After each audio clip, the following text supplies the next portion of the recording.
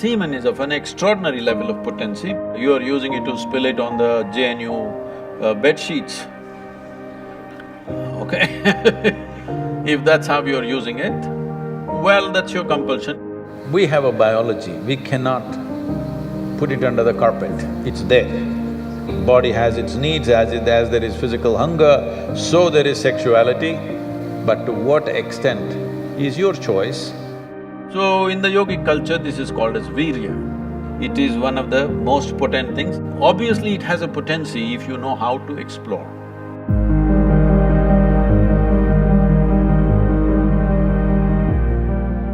Namaskaram, Sadguru. I want to know that when a student steps into college, all of a sudden he or she gets access to a huge amount of pornographic material which so far was off limits for him or her. And in the process, he or she enjoys that, and as we said, he or she experiences heaven on earth. But, and we even have nicknames for those people who overdo it. They masturbate. We overdo it sometimes. So how do we know how much of that is good or bad? And so can we have the truth about masturbation? Oh, looks like a popular question, eh?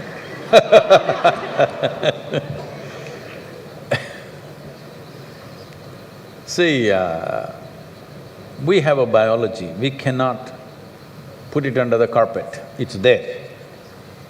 It's best we address it for what it is.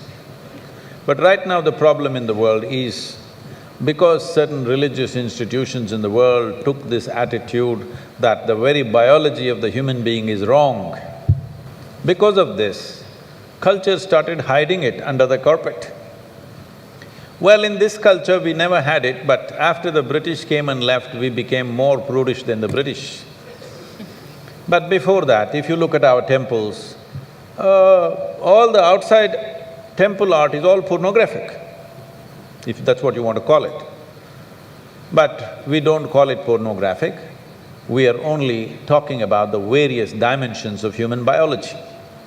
Because we don't see it as wrong, but we see it as the periphery of life.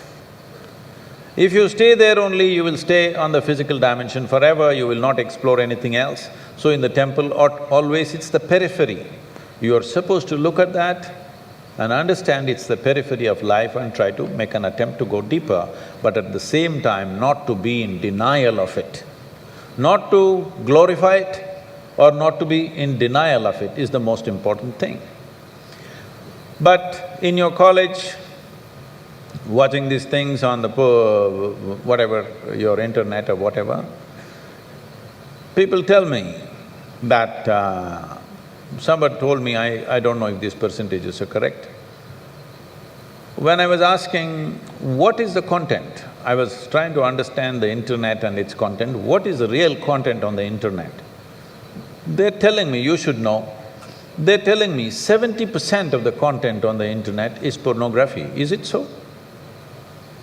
Is it so? You must be the expert.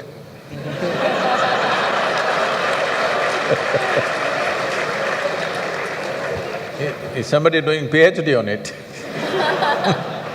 They told me 70%. I said 70% is unreasonable and sick levels of pornography. If it occupies a small percentage, it's okay. 70% of a technological platform which could do millions of things, unfortunately is pornographic. Just biology of life. It's very unfortunate because once you come as a human being, your biology is not the front end of your life. It is one part of your life.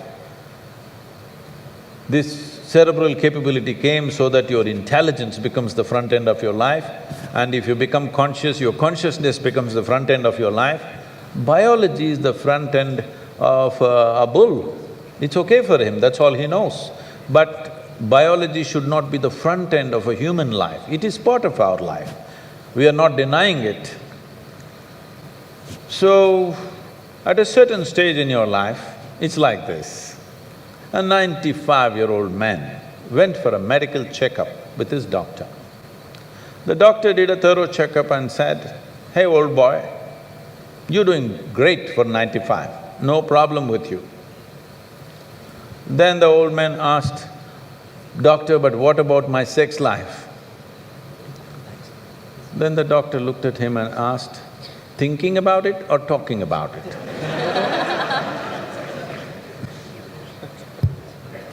So at different stages of life, there are some times you only think about it and talk about it, there are some times you indulge in it. These are passing phases of life. How much of it is needed for you, you are the best judge. But at the same time, you came here not to explore your biology.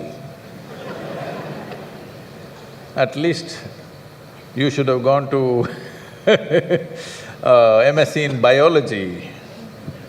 You shouldn't be wasting your time in a technological institute exploring biology. Does it mean to say you don't have biology, you don't have biological needs? You have, it's fine, but it must be on the periphery. It should not become the core of your life because it will reduce you in the sense. A creature which was purely biological evolved into a place which has an intelligence of its own beyond its biology. See, animal intelligence works for its biology alone. How to get its food, how to get its mate, this is all its entire life is. If human intelligence also functions like that, you are bellying the evolutionary process. You are seeing how to go back, take the evolutionary process backward, not necessary. This does not mean you do not have a body has its needs, as there is physical hunger, so there is sexuality. You have to address it in some way. But to what extent is your choice, but definitely it should not be the front end of your life because you're rolling back evolutionary scheme of putting your intelligence and consciousness in the front. Instead of that, you're putting your biology in the front.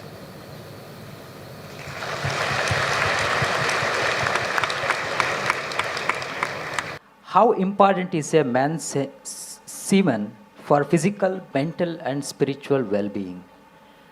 Can wasting our semen damage us spiritually?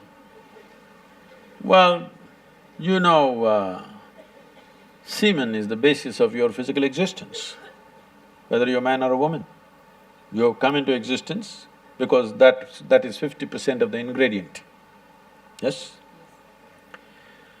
Well, we have skin, we have epithelial cells, we have hair, we have many other aspects of body, you know, heart, liver, kidney, so many things. All these cells are of a certain potency in their own way. But semen is of an extraordinary level of potency, it can create a whole new life. Well, today you can take an epithelial cell and do a lot of things in a laboratory and maybe we can clone you, all right? So the potential is here also, but it is not in the same dynamics as it is in a cell, which you're referring to as semen. So in the yogic culture, this is called as virya. Virya also refers to what you call as vajra, which means stability, or diamond, which is the hardest thing. So in the human body, virya is considered to be like vajra. That means it is one of the most potent things if you know how to use it. Well, how to use it means you can use it to produce a child, that's one thing. Well, if you are… this question is coming because you are using it to spill it on the JNU bed sheets, okay? If that's how you're using it, well, that's your compulsion, you're doing whatever you're doing. This is not something to be judged morally, that's not the point, it's a question of what is the level of compulsion that one has. But anything in this body, can it be transformed into a different level of function? Absolutely. Not just semen, just everything in this body can be transformed. See, suppose I gave you all soup-making ingredients, same soup-making ingredients to every one of you. Do you believe all of you will produce the same soup? No. You will produce 500 varieties of soups, those same ingredients. That's all that's happened with us right now. All of us are fundamentally same ingredients, but see how different each one of us are. Different soups. Well, if I give you soup-making ingredients, either you can make a great soup or a lousy soup. Depends what kind of skills you have, isn't it?